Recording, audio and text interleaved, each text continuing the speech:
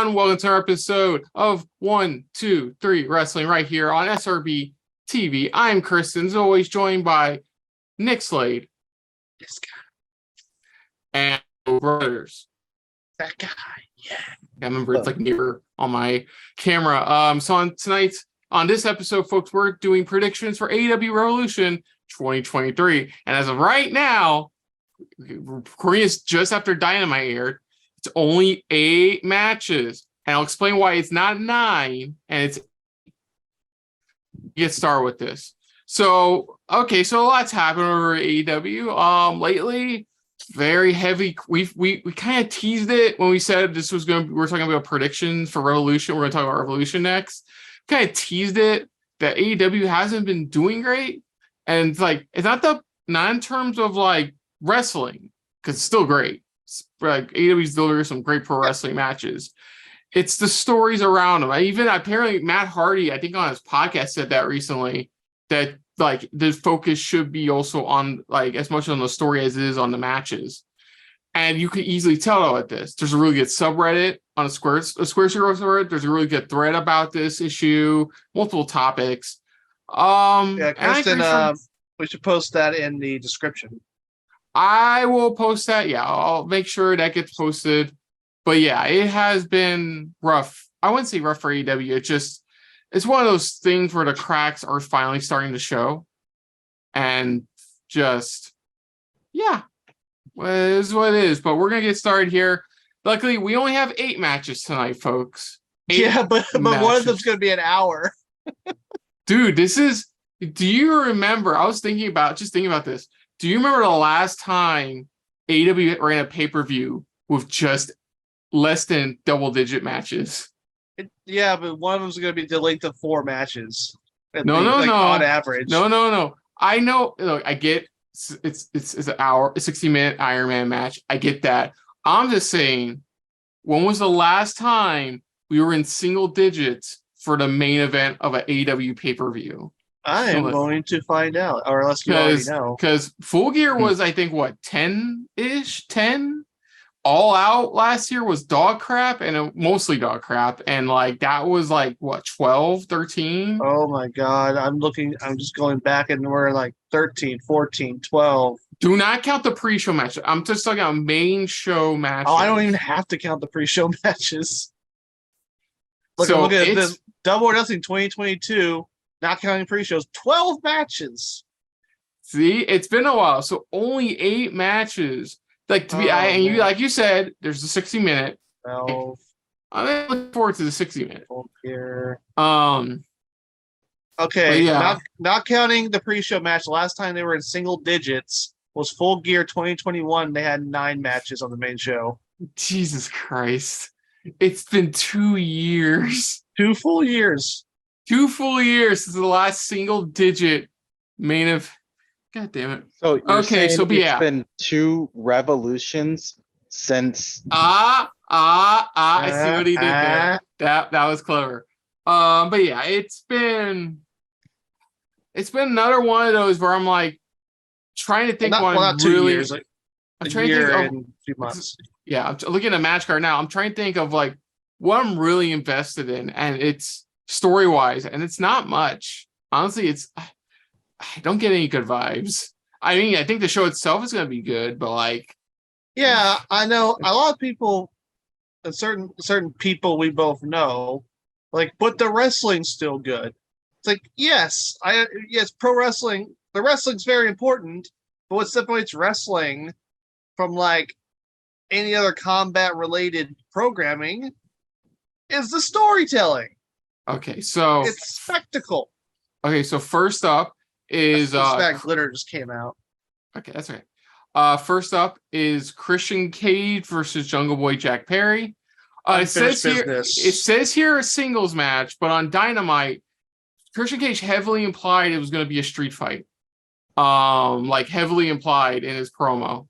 So basically, we already have a street fight match on this card. We'll talk more about it once I go over the backstory, like I usually do. Yeah. So backstory wise, this happened all the way back at Double or Nothing 2020. Was it Double or Nothing 2021? 2022. Where it started between Christian Cage and where it Jungle Boy? started? Yeah, it's 2021. Oh God, I'm old. Sorry, I have a bit of a headache too. Long-term storytelling. So basically, yeah, 2021, they had a thing. They have Harlem Luchasaurus. They won a tag. Luchasaurus and Jungle Boy won tag titles for a while. Then eventually Christian Cage turned heel. Eventually turned Luchasaurus heel. Then he wasn't a heel. Then he was a heel. Then Jungle Boy won a match. No, then All Out. Christian Cage won a match quickly because he was injured. He got injured, so they had to make the match quick. So he's out of injury. Then they had the All Out stuff, which was a really good match. It was one of the better. Was it All Out or Full Gear? The Steel Full Cage. Gear. It was Full Gear. Really good Steel Cage match. And that was it. Was it Jack? We haven't seen Luchasaurus in a while. Jack Perry's been on his own. He did Hookhausen. Well, not Hookhausen. He did Jungle Hook for a bit. He's had mini feuds here and there, but nothing substantial. And he's in the pursuit of a world title. So now we're here because Christian Cage came back. And they've had things back and forth since. Christian Cage basically saying he's after the same thing Jack Perry is. The only difference is he's going to put him in the ground like his father, because his father was a deadbeat. Yeah. What a heel. And then tonight they cut to a video of Jungle Boy digging Christian Cage's grave. I thought you were gonna say he was digging up Christian Cage's dad's grave. No. Oh my God. No. I was gonna say, damn, son. No, he dug a hole for Christian Cage's grave because they showed so that Christian Cage's on it. And now we're here. So this was Vince McMahon booking. This would be a buried alive match. I don't know. That's the thing. It just says like I'm using Wikipedia for the match card, and it just says singles match. But Christian Cage heavily implied it was gonna be like a no DQ match. So take with that what you will. I'm gonna give it a Jack Perry. Like if we're gonna push anybody, because I feel like he's gonna be next up to challenge MJF for the world title.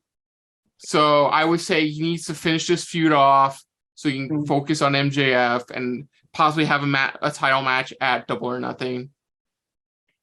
So yeah, I'm gonna go with Jack Perry. Jack Perry, yeah. Yeah, I mean, this is just unfinished business. This is a feud that was supposed to end back at All Out, but they didn't want to do a squash match with Jungle Boy squashes Christian, so they just did the angle where he attacked him, got a quick win, and then went away for a while to get better from his injury. And now they're just wrapping this storyline up. Yeah, they're just going, whoop, we're going to get this over with, get out of the way. So, yeah, the Jungle Boy is going to win. Yeah. Mo? I mean, I'd be more invested in this if this was 2000s WCW booking and it was like Luchasaurus on a pole match. But No, not Luchasaurus on a pole match. No, we need a monster truck match. No, we need to bring back the monster truck match. No, that was early WCW. That was early WCW. It needs you want it. Luchasaurus on a forklift match. You want Christian Cage doing whoa, falls off the roof and everything. But comes back next week like happened. I'm not going against any not being contrarian this time. I that think comes it's later. just going to be Jungle Man. I feel Jungle like Man. Jungle Man. Win I'm a Jungle Man. That's what he says when he goes to bed with Anna Jay at night. I'm a Jungle Man. You think he's done it to his theme song? That's no, we're not gonna go that deep. We're not gonna go that deep. So that thought is in your brains forever. So we're gonna go with the next match, which is for the AEW World Trios Championship, as the Elite defend against the House of Black. So this feud started 2 weeks ago. Why? Because House of Black is a trios team. That's the story. Tonight, I guess. Okay, so tonight on Dynamite, Elite came out. Lights went down. Lights went back up. The Elite had their ass beat, and with the House of Black staying over them with the trios titles. So, that's the story. That's They it. waited 2 weeks before the show to do this. It's basically, yeah, they teased it vaguely. That Rampage that same week, they can basically confirmed it. Then later that night, definitely confirmed it. And yeah, we're here. That's it. That's your build up. So when did they start the promos for House of Black's return? Oh fuck! I don't know. January.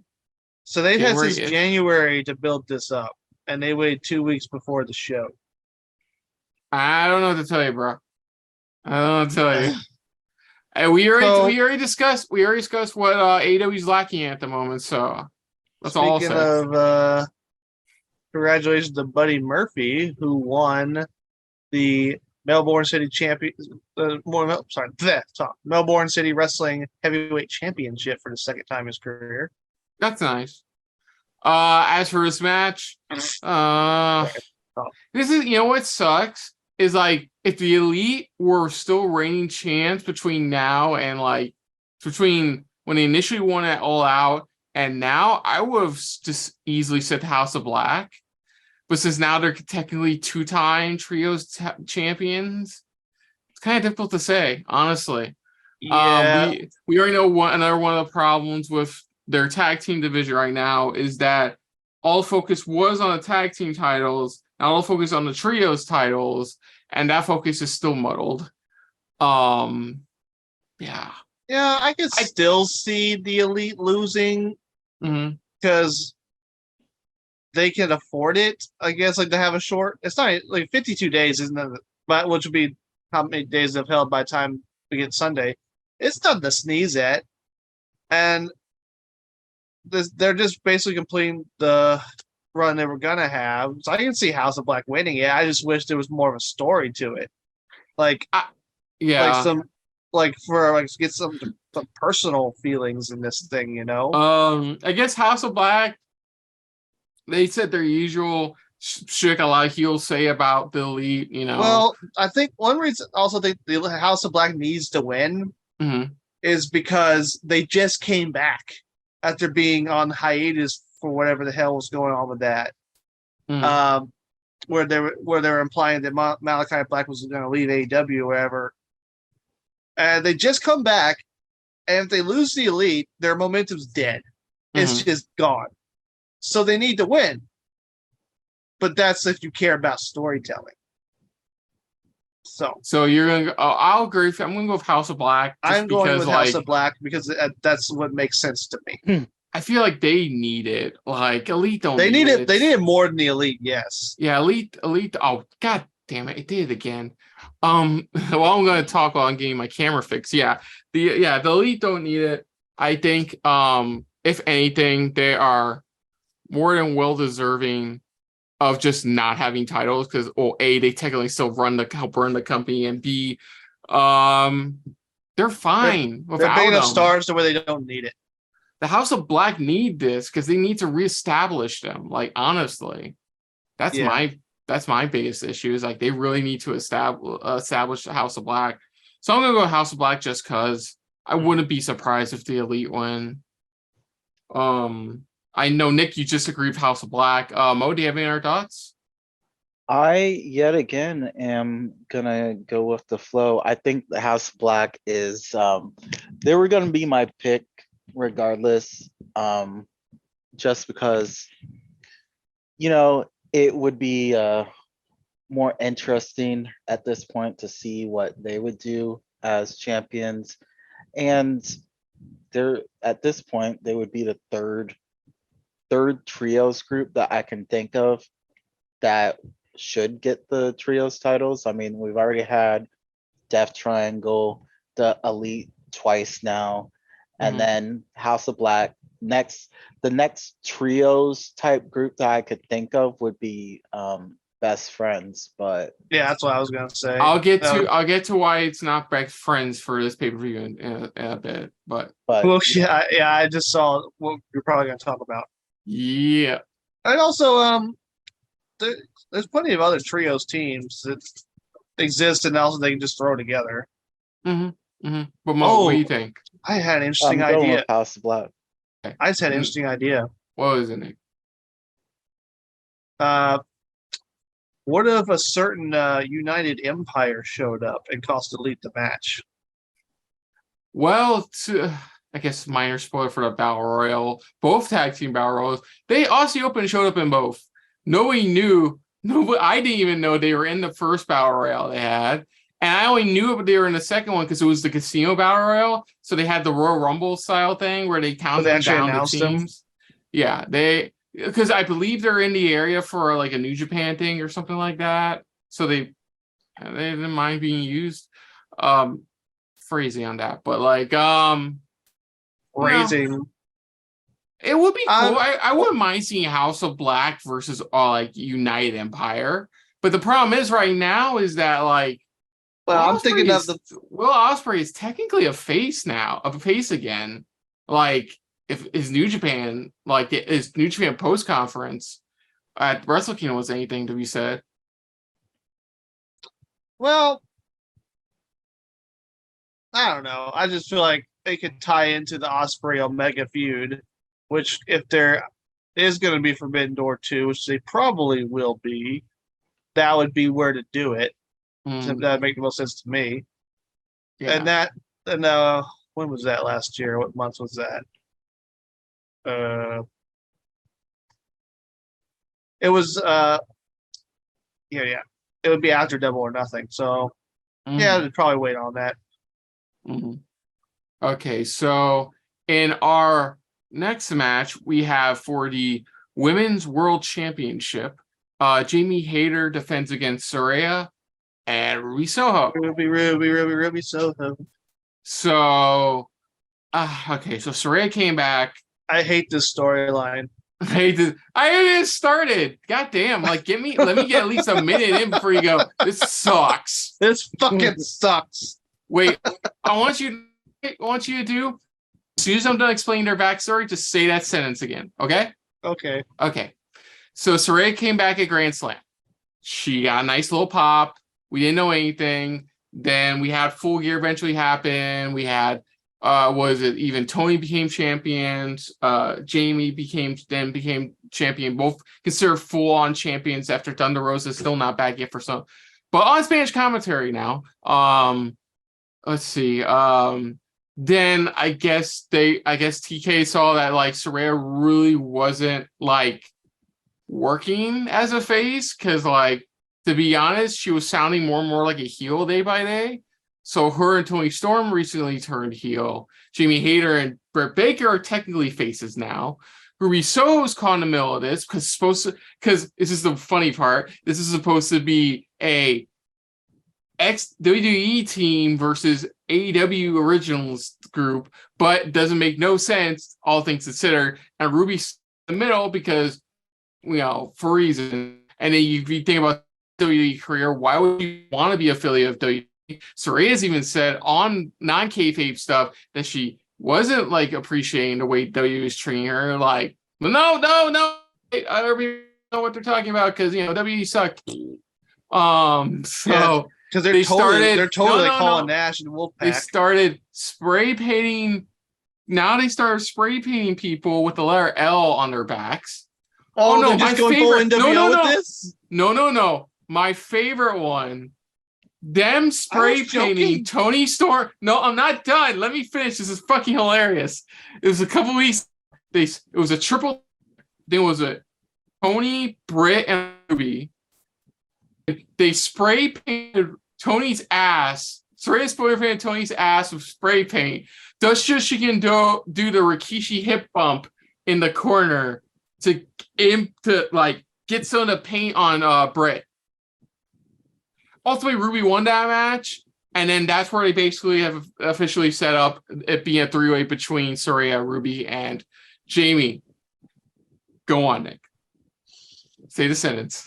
This fucking sucks. Yeah, this is great. Because Saraya and Toni Storm are totally the outsiders. They're totally completely connected to the other company, right? It's not like Saraya hasn't gone on rants about how much WWE treated her like trash. It's not like Toni Storm had a cup of coffee in WWE, was more known for NXT UK, and got on the main roster for a cup of coffee, where she got cake or whatever thrown in her face. And Ruby Soho, yeah, I'm sure she loved her time in WWE. But yeah, they totally want to be representative of that other company. They're totally Paul and Nash and the Outsiders. Okay, so Good. Ruby, like I said, Ruby is undecided because of felt like good, I gotta she hates both sides. Like Yeah. obviously she hates Britt's team for obvious reasons. Obviously she hates Saria's team for obvious reasons as well. Like it's one of those things where I'm just it's weird how I say it's just oh god, this is so I mean, fucking god dang, can AEW go 1 week without their WWE hate boner?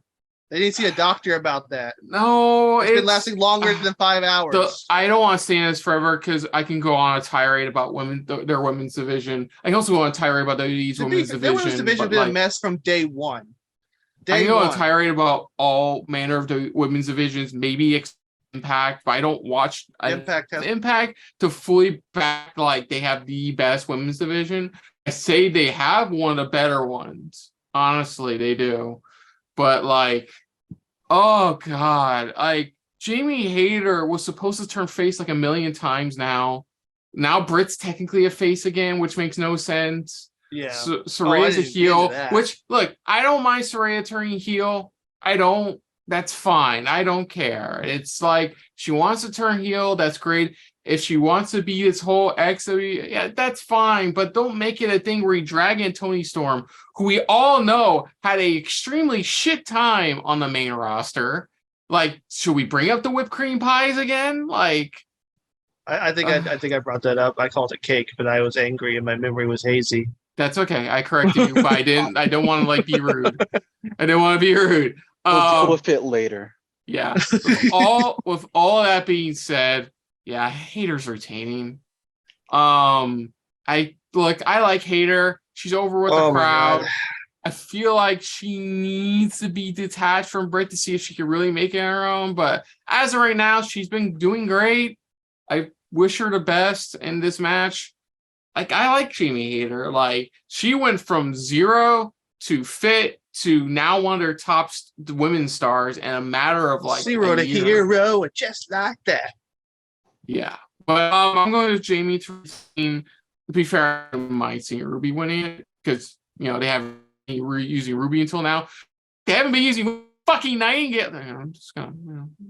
Oh, that's another. By the way, there's no as of right now. I know they're probably gonna add it. Stop getting sidetracked. Sorry.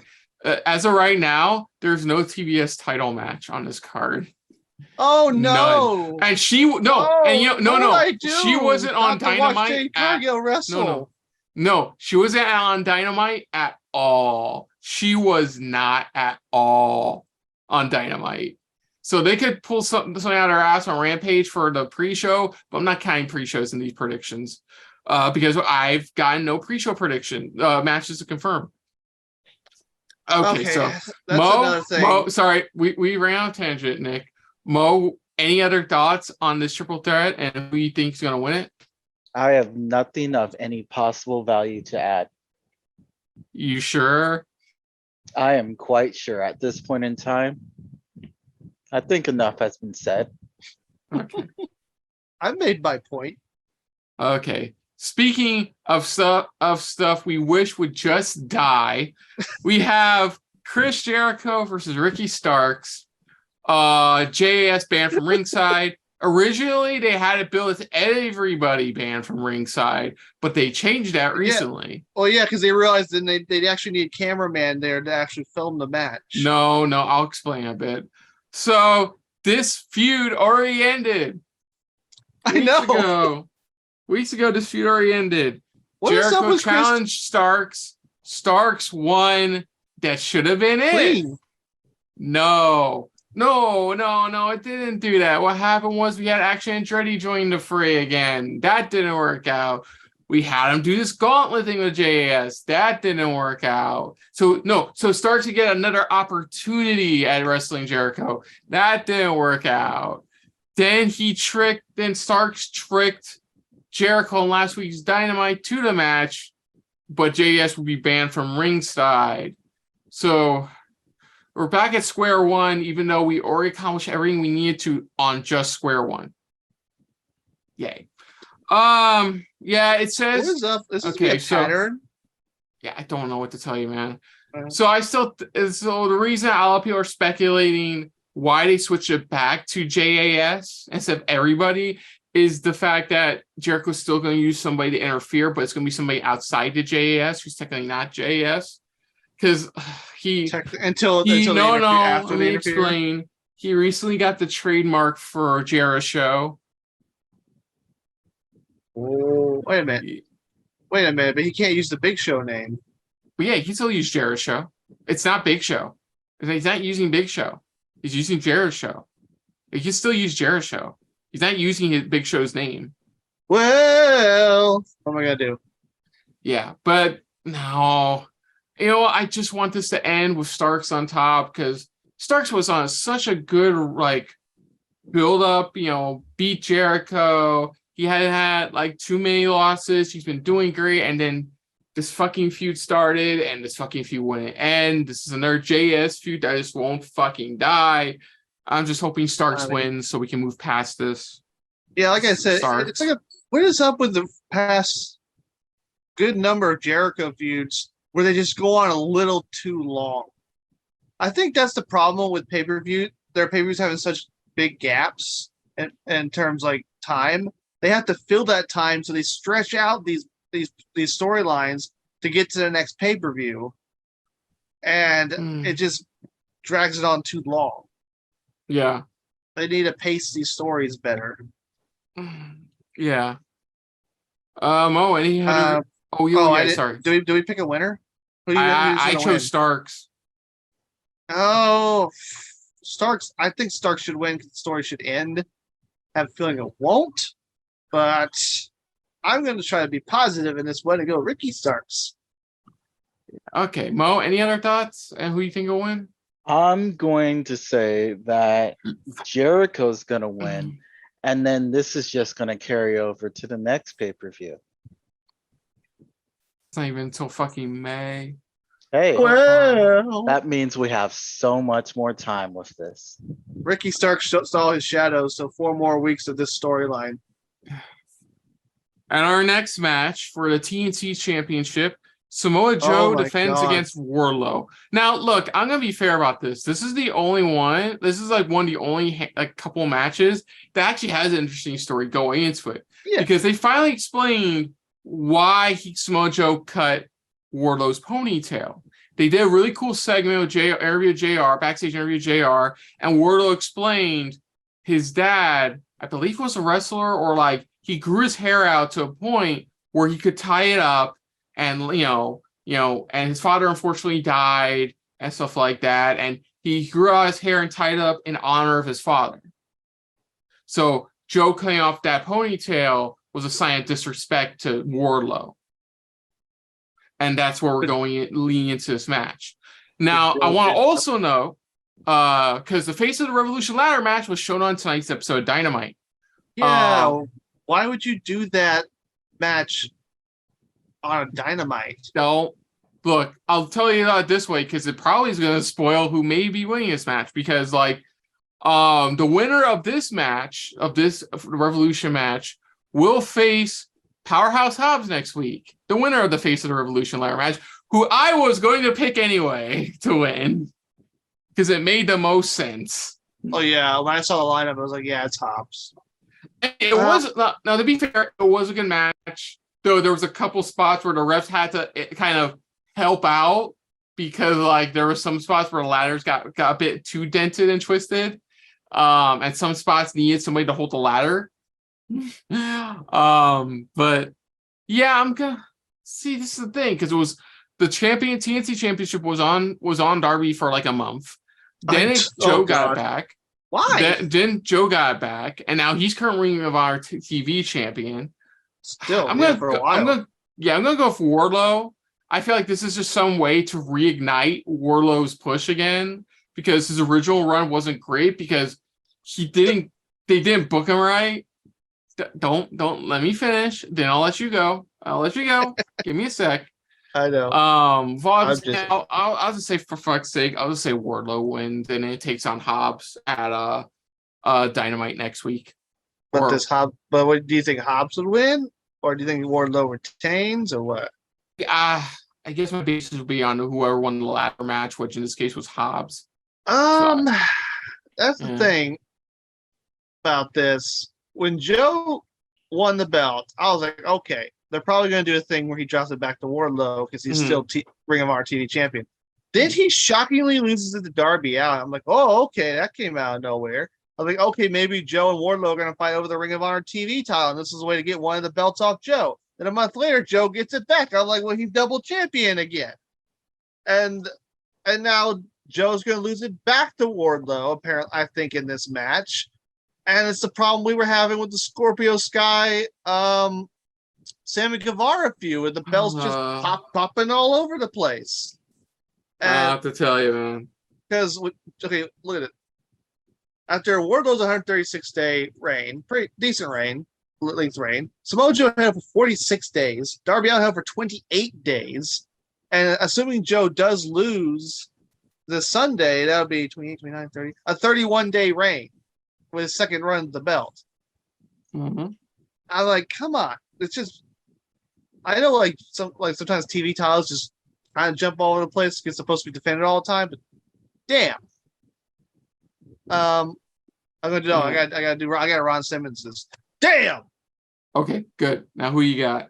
I said Wardlow. I said Mo. Thoughts? Who you think's gonna win? It's really not gonna be surprising. I think I'm going with Wardlow as well.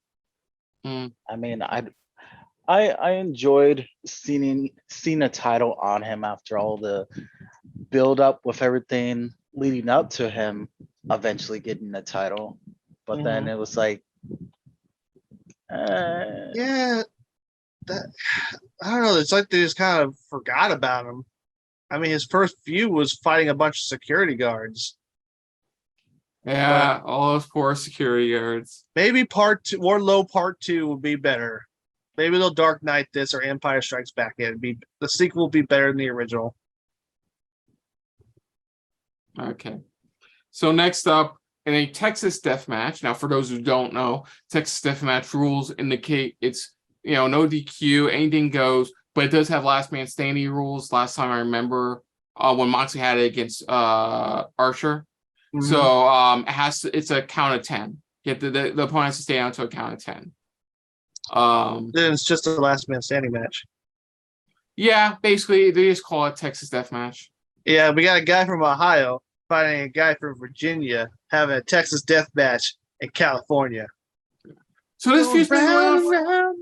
Okay, so this feud's been going on for a while. So this past October, of course, we had the unfortunate Paige getting concussion directly match with Moxley winning by default. Hangman left for a while. Mox didn't go on vacation anytime soon. And then when Hangman was 100% again, then they had feud again, and it's been continuing on for a while now.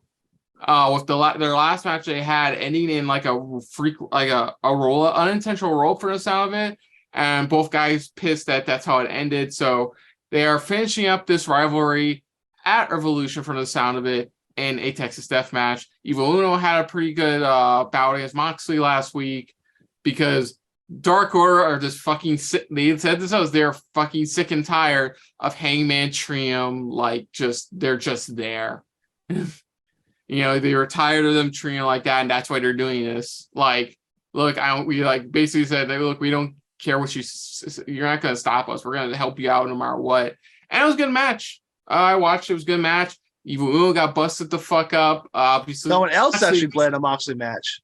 Oh my God, really? I know. John That's Moxley, okay. He bled afterwards. Yeah. Oh my God. You gotta look up. I think they'll show on the Countdown Revolution special.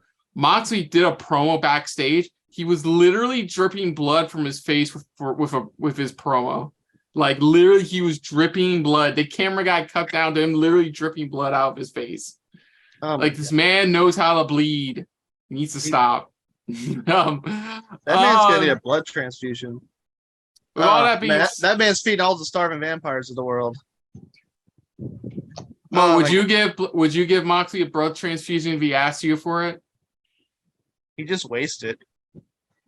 See, that would be part of my problem. Like if we're compatible, and it's like I gotta be sure that he's not like. I'd be pretty upset if I go through the process of donating blood, which I try to do on a regular basis, and then the first thing that I see is John Moxley. I'm gonna be excited. I'm not gonna lie. It's gonna be cool to meet him. But then if the next thing that I see is he receives some of my blood, still I'm gonna be like, okay, cool.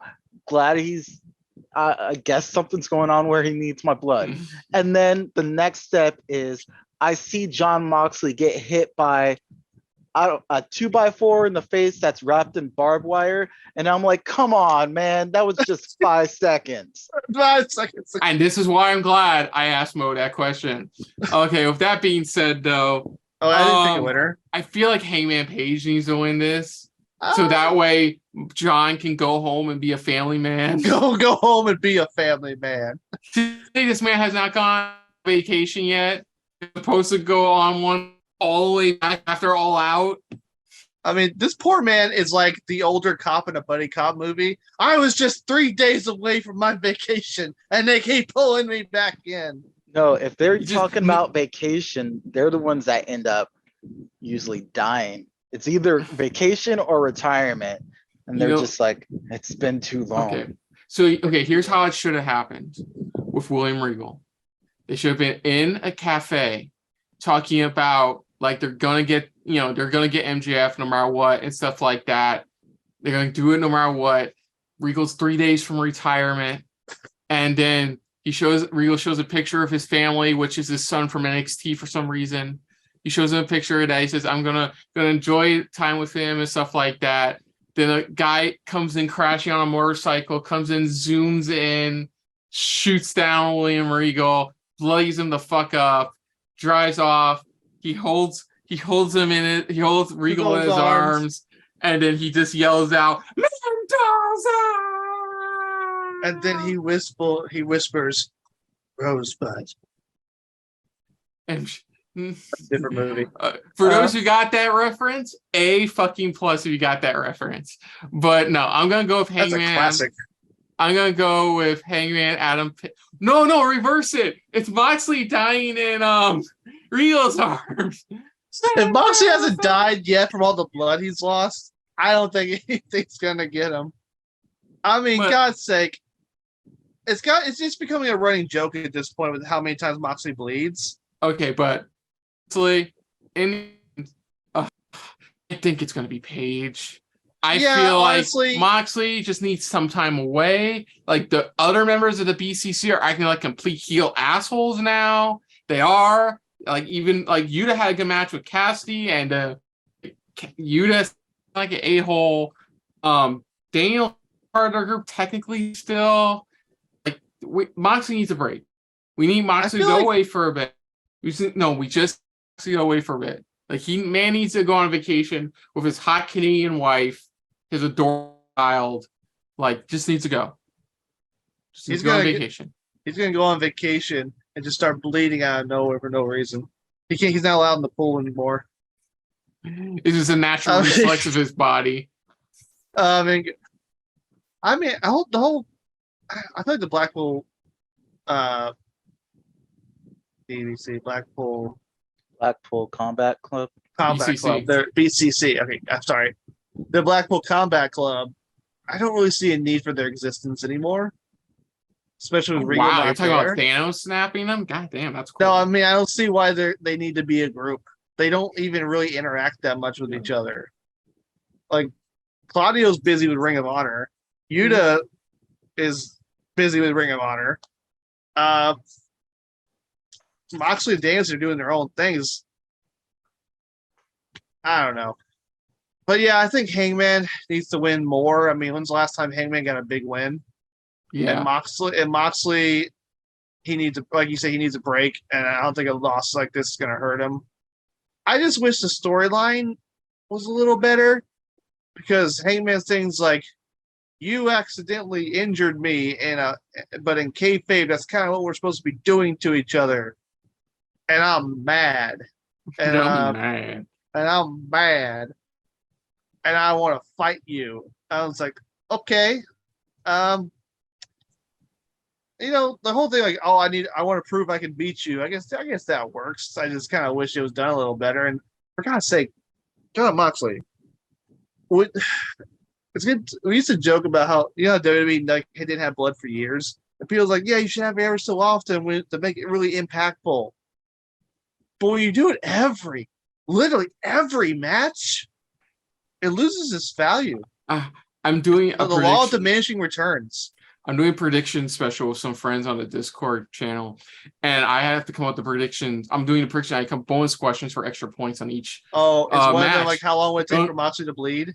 How long? My question for that match is: how long will it take Moxley to start bleeding after the bell rings? He'll start bleeding. So think about this: if you put 10 seconds and he's bleeding before the bell rings, you automatically get a point. Like, he's within the time range.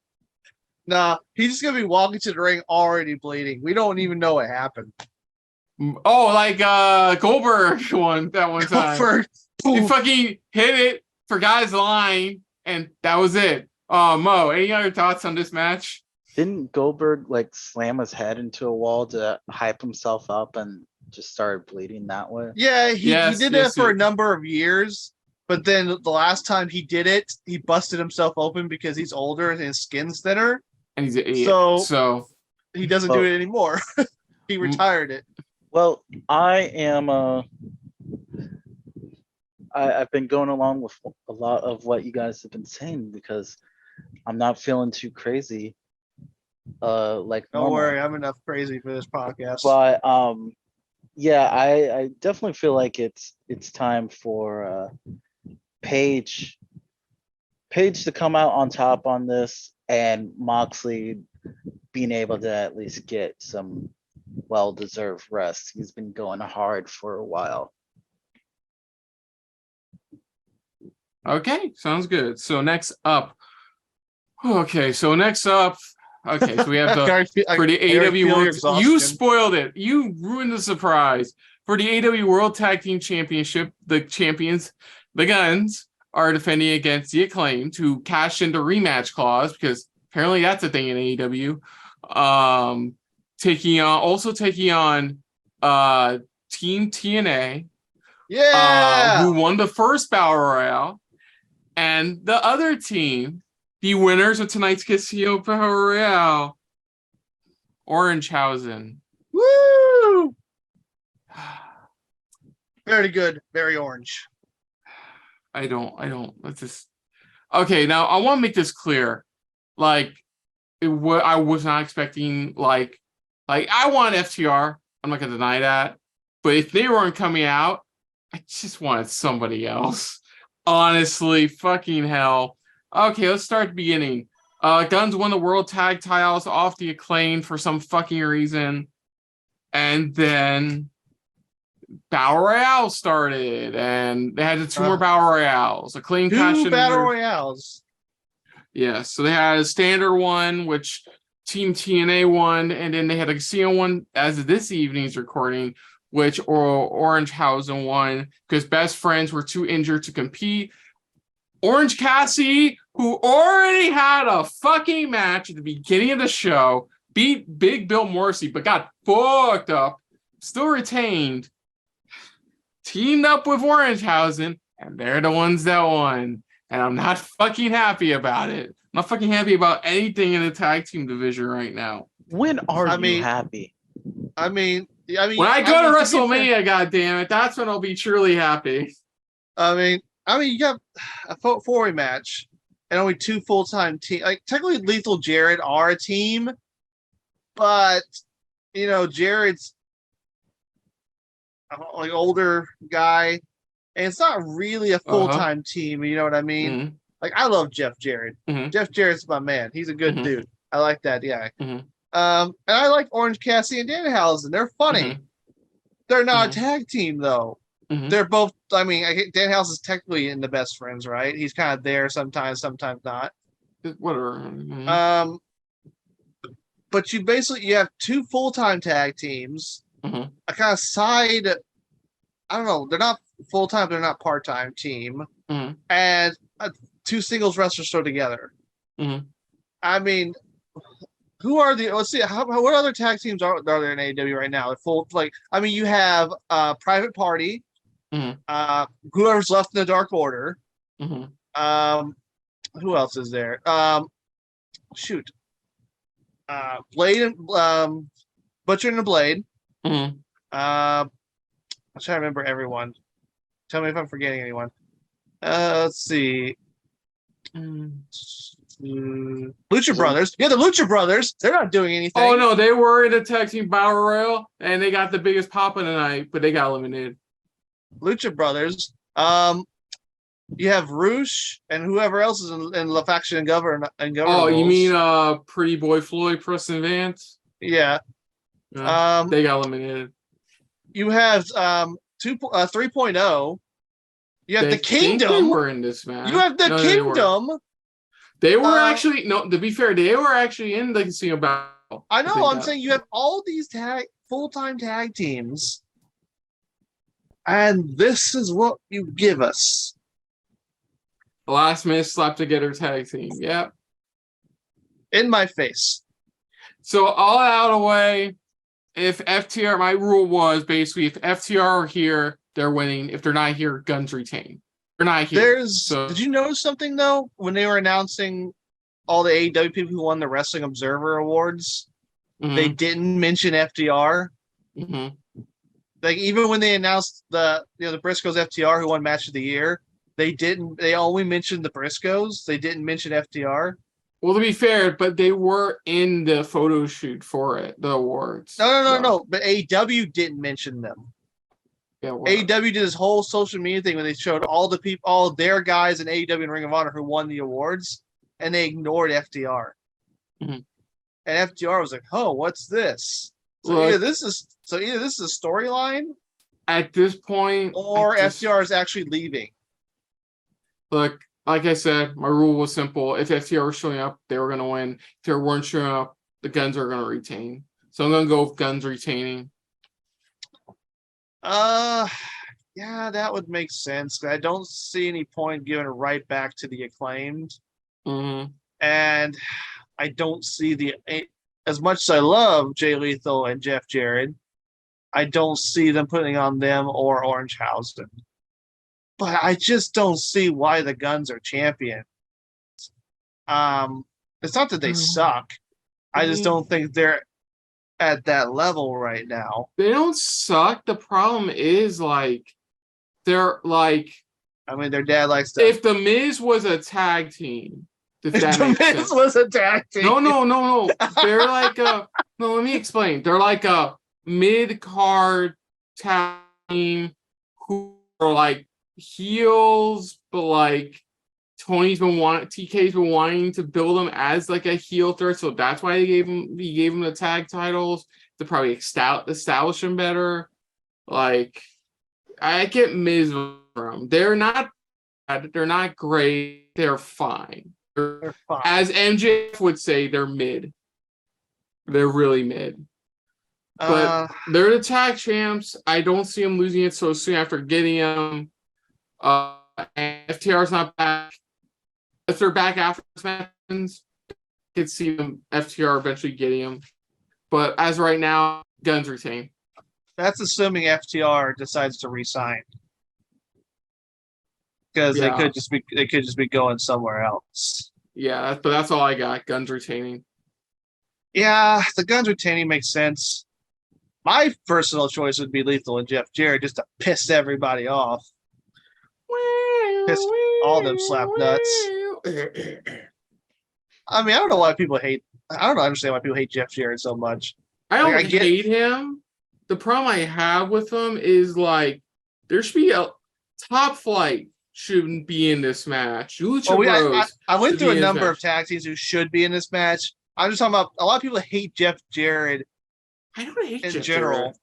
I don't hate Jeff Jarrett. Look, I get he wasn't great with TNA and he had the gold thing and he had the Global Force Wrestling thing. The guy makes bad business decisions. Does that make him a bad wrestler? No. I don't personally blame him. He's for a really TNA. good. Honestly, he's not only a really good heel wrestler, Like, I saw that when he was coming to the ring with his wife for the Ric Flair last match. He was really healing up, like, very well. Yeah, he's like, a great heel. And he's still good in the ring. He looks great for his age, but, like... he can still go.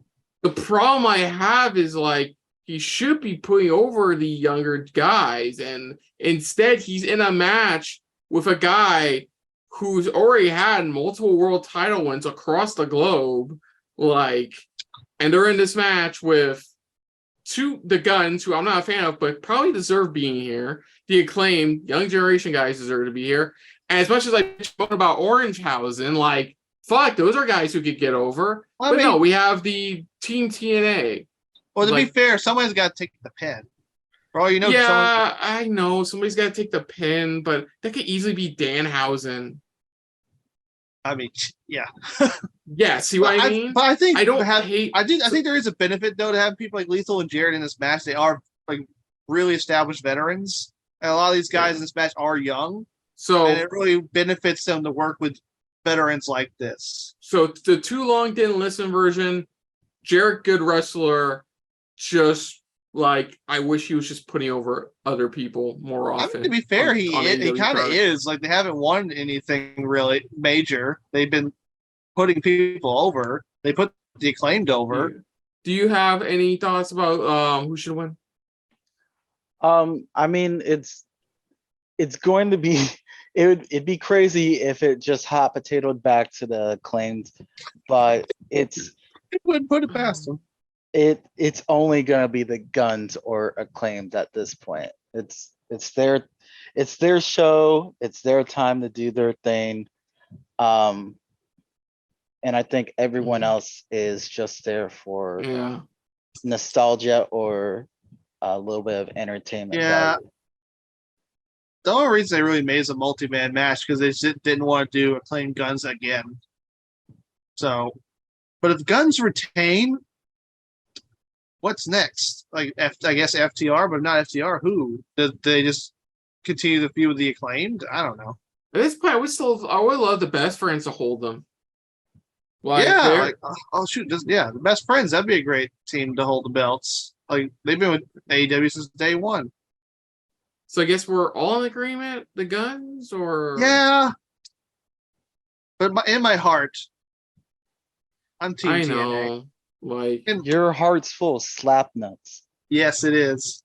So, and in our main event of the night is the 60-minute Iron Man match for the AEW World Championship, as MJF defends against Bryan Danielson. So, this feud started after Regal, MJF attacked Regal.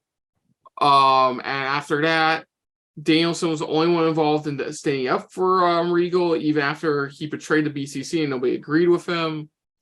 And it's been like that since. That whole explanation didn't work for me. Like Regal's reasoning. Yeah, it was slapped together because I think they felt like there wasn't a good explanation. But here we are now. Oh man, I wish MJF was in better circumstances now. But it's been a good build-up. MJF's been great on the mic. Brian's been great as a wrestler. He's had to wrestle people to get this title opportunity. Like the last time this happened with MJF. You mean the last 5 times this happened with MJF? Yep. Yeah, they've had great matches. Danielson's had great matches. MJF had a really good match against Takeshita. Promo work's been great. Even one promo that was so realistic, a whole bunch of people called 911 at MJF. Did you hear about that one? I did, and kind of weird. Why would you do that? I mean, it's clearly a television show, but whatever. Mo, did you hear the story? Of course, the story MJF gave that had the cops call him. No. Okay, so a couple weeks ago on Dynamite, he brought this. MJF brought. It's basically it boils to winners. What winners do to succeed, and he brought up this story about it was his prom. And he was 1 point away from losing his driver's license because he was a madman he finally got. Hold on, I think I might have heard it where he he had his prom date take the fall for him getting pulled over. Sorry, I know that it doesn't show good on webcam, but yeah. Okay. Yeah, that one. Yeah. Cops got call him, though the number about how many people call him is up in the air. I think one site said it was like over 300, but like It's still real to them, damn it. But no, last week on Dynamite, we got a real MJF promo because apparently, and Fightful reports, and Fightful has been on a roll reports, confirmed that MJF has broken up with his fiance. He brought that in. He brought that into his promo about how like Danielson should be lucky with all he's got. Unlike him, where he had somebody he thought he loved and he thought he cherished, but when he brought up wanting kids, she wasn't having any, and then he left him. Legit, apparently, confirmed reports. His fiance broke off and he put in his thing, and he brought up how you take advantage of all your opportunities. You have a family, you have kids, and like how match dare after he? match after match, you take risks every time, and you have it too good. You have it too good, and you take advantage of it. It makes me sick. It's something equivalent of that. Even spoke one of Danielson's kids' names into the camera, and they even said that Daddy's going to be coming home with a first case of CT. And before he could finish the concussion acronym, he gets face punched in by Danielson. Oh my god! And now we're here, and Danielson just retorted like, "You know what? You are right. I do have everything more than you. I have a great family that loves me. I have a wife that loves me. You're a piece of shit." Basically, that's that is the correct response. That's how tonight's Dynamite ended. Basically, was that Danielson said, "And when it comes to Sunday at Revolution, I'm going to kick your fucking head in." And they did their signature blur it out by putting the audio crowd noise, which got really awkward. But yeah, that's where we're at now. This is like Elimination Chamber again, except I am like 100% sure MJF's winning here, like retaining, like no doubt in my mind that MJF's retaining here. I'm just kind of two notes.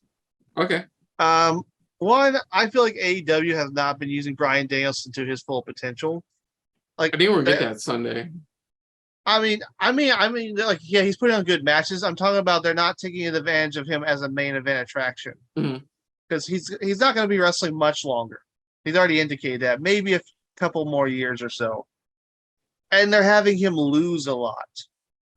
And I understand, like, near the end of your career, you want to put people over, but I feel like if you're going to sign Bryan Danielson, you want to take advantage of the star power while you have him. It's like when they had CM Punk, they didn't waste too much time putting the world title on Punk because that made sense, right? CM Punk, big name. Yeah. Reports have come out that like it was Punk that convinced TK to give him the title at that Double or Nothing. Yeah, but after FTR said that wasn't true, but whatever. But not here nor there.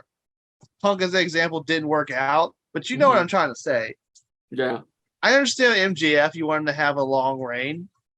That's why I was really hoping Danielson wouldn't be his first feud. Because I knew that would mean Danielson was going to lose. Again. Because Danielson just keeps losing all the major feuds. I mean, he came in, he drew with Kenny Omega, then he drew Hangman Page, and he lost to Hangman Page. Then then he entered a feud with Moxley. Won, but then they decided to make a group together, got in a long feud with Jericho Appreciation Society. Also, he did win that after losing a lot. And now he's in a feud with MGF where he's more likely going to lose. Like, so yeah, he still gets wins, but not really when it counts. Like, I just hope Danielson gets a run with the title down at least once before he leaves AEW or retires or whatever. I just know it's not going to happen here, and I wish it wasn't in his special match, like a match tailored to him. Like, how does MJF win? Does he just cheat at the last moment? Do you actually have him beat Danielson clean in an Iron Man match of all things? I just don't see how this helps Danielson at all. Okay. And so that's one. That's just note one. Okay. Sorry, I'm going a little too long. I'm gonna say, please The say. second one's shorter. MJF, I like MJF's good on the mic, but I feel like he relies way too much on cheap heat. You know what I mean? Mm. You know, you insult the local sports fans, or you just call people in the audience fat, or you insult their mother. And it works a little bit, but when it's this, I feel like MJF's overexposed in terms of how many, and you know what I mean? Yeah. When he does the same promo basically every week, it's kind of like with Moxley bleeding every match. The law of diminishing returns. I feel like that's kind of the consequence though when you don't have MJF wrestle regularly. So he has to be on the show at least somehow. So you have him do a promo. I think they're over what's the word? Overexposing MJF's talking, if that makes sense. Okay. Promos. It's just because it laws diminishing returns. It's like with Moxley bleeding. It just kind of the cheap heat thing kind of loses its heat. You know what I mean? Yes, I know what you mean. But yeah, do you agree, MJF though? Yeah. Oh yeah. Okay. As much as I love Danielson to win, it's not going to happen. Hey, Danielson's my boy, man. I still think MJF's gonna win this. Whatever. Mo, any other thoughts on this one? I will save my thoughts for the actual show. You're doing it again? You did this to us last No. I think MJF's gonna win, but Yeah. any thoughts that I have regarding this, I'm gonna save for the actual pay-per-view because Okay. Was it the last one you did? the last one I didn't give my final prediction, but I think MJF's gonna retain. It's just Yeah. anything else beyond that, I will give my opinions during the actual match. Next time on Dragon Ball Z. Okay, now with all that being said and out of the way, what do you guys feel will be the best match of the night? That's the thing. As much as we criticize the storytelling, we know AEW is going to deliver on the wrestling. That's the one thing we can get. We can compliment them on. And there's multiple contenders. You got the 6-man tag match. You got Moxley Hangman. You got MJF Danielson. The best match though, I'm gonna have to think about that. Mo, do you have an answer off the top of your head?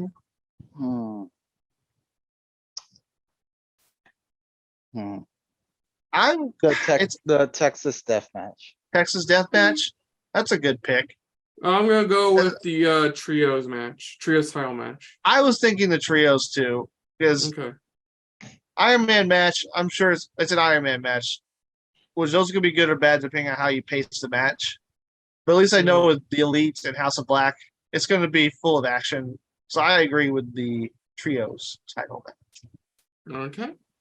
Okay, that's gonna do it, folks. So those are our predictions for AEW Revolution 2023. So other than that, if you're new to the channel, you can hit the like button. If you want to talk to us more about stuff like this, comment down below. If you want to share us around, share it around. And if you like us just a little bit more than anybody else when it comes to talking about some good old-fashioned Revolution wrestling, hit the subscribe button down below and hit that bell icon as well. Let us know your thoughts and predictions for Revolution 2023. What do you think your favorite match of the night is going to be? What do you think your least favorite match of the night is going to be? What do you think about the current status quo with All Elite Wrestling? Let us know in the comments down below. Put down what you thought of our predictions overall. But most importantly, we thank you for watching. Now, of course, fellows, where can they find you? Somewhere on the internet. Oh, you just find me over on the Facebooks and Twitters and the Instagrams. Also, go check out PorterGeekScene.com. You can go see my past articles and my past reviews. Go check out the YouTube channel. I did a couple interviews with some figures from the wrestling industry. But now, Mo, my dear friend Mo, where do they find you on this World Wide Web? So you just go on Instagram and type in Afro Bro, and it's pretty simple. There's going to be a name that shows up, and it's going to say Afro Bro, and it's probably going to be me. Hopefully, you don't choose a bot account that somehow says also Afro Bro, but a lot of those. No, it's gonna be Afro Mobro, but all the O's are replaced with zero. Number zero. And then you have random numbers. That's been happening a lot on Instagram. Like a lot of people begin bot. I don't know what's going on. I had a Facebook bot that had all my emails addresses as their on their basic info. Yeah, what is going on with Metro? But Mo, your story. Oh, that's my story. Yeah, Oh. Instagram, and then Yeah. like that will also have some stuff about the music stuff that I have put out on occasion under the same beats. name, Afro Mobro. Give it a listen, give it a look, give it a like. It's a good time. Sounds good. Okay. You said all your stuff you need to say as well, Nick? I think I said a lot tonight. Yes, you sure did. You sure did. I had a lot of energy tonight. Well, of course, guys, stay tuned for our reactions to Revolution 2023. Sure to be a very long night, regardless of how many matches they give us. So stay tuned for that. It's going to be coming out sometime next week. Stay tuned for a lot of things because we still have WrestleMania coming up. We still have the build up to WrestleMania going along all of March.